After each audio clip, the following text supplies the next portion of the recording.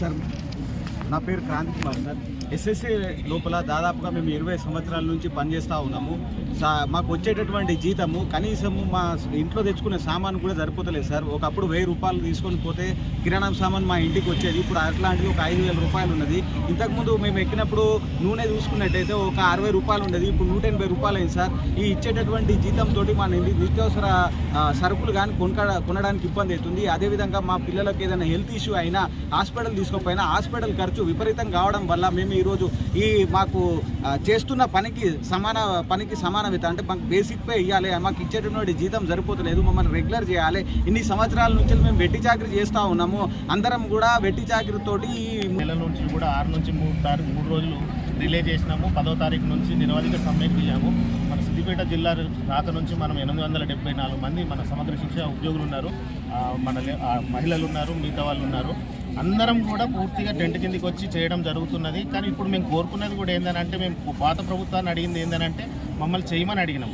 ఇప్పుడు అడిగేది ఏంటంటే మీరు చేస్తా అన్న మాటను నిలబెట్టుకొని మాకు ఒక జీవితాన్ని ఇవ్వండి. ఇప్పుడు ఉన్న ఏజ్ లోపల మేము పోటీ పరీక్షలకు వెళ్ళే పరిస్థితి లేదు, వెళ్ళే స్థాయి ఉన్న వాళ్ళు కూడా చదువుకోవడానికి టైం దొరకట్లేదు, ఈ ఆర్థికంగా కూడా ఇబ్బందులు అవుతున్నాయి. కాబట్టి ఖచ్చితంగా ఏదైతే వరంగల్లో సార్ ఏదైతే సీఎం సార్ ఇచ్చారో ఆ మాటను నిలబెట్టుకుంటే మా అందరి జీవితాలు బాగుంటాయనే ఉద్దేశంతో ఏకతాటికి రావడం జరిగింది.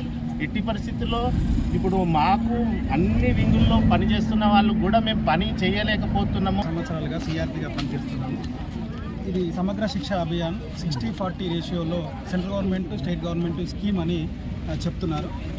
గతంలో మేము 21 రోజులు ధర్నా చేసిన సందర్భంలో గవర్నమెంట్ ఏం చెప్తుందంటే, పాత గవర్నమెంట్ ఇది స్కీమ్ ప్రోగ్రాము, దీని గురించి మేము అధ్యయనం చేసిన తర్వాత మేము మాట్లాడతామని అన్నారు. అంతలోపు ఎలక్షన్లు రావడం జరిగింది, దాని తర్వాత వేరే గవర్నమెంట్ రావడం జరిగింది. ఇటు సందర్భంలో 21 రోజులు మేము రాష్ట్ర వ్యాప్తంగా ఉధృతంగా చేసినటువంటి దీక్షల్లో భాగంగా గౌరవనీయులు శ్రీ ముఖ్యమంత్రి రేవంత్ రెడ్డి గారు మా దీక్షాస్థలికి వచ్చి మరి మమ్మల్ని కొద్దిసేపట్లోనే మీ సమస్యను మేము పరిష్కారం చేస్తామని చెప్పడం జరిగింది, మాట ద్వారా చెప్పడం జరిగింది. సారు ట్విట్టర్లో కూడా నవంబర్ 13వ తారీఖు 2023 నాడు సారు ట్విట్టర్ అకౌంట్లో కూడా తన యొక్క అభిప్రాయాన్ని షేర్ చేయడం జరిగింది. మనం ఇక్కడ బ్యానర్లో చూడవచ్చు. సో మరి ఇటు సందర్భంలో మరి ఈ స్కీమ్ మన రాష్ట్రంలోనే ఉందా అంటే మన దేశం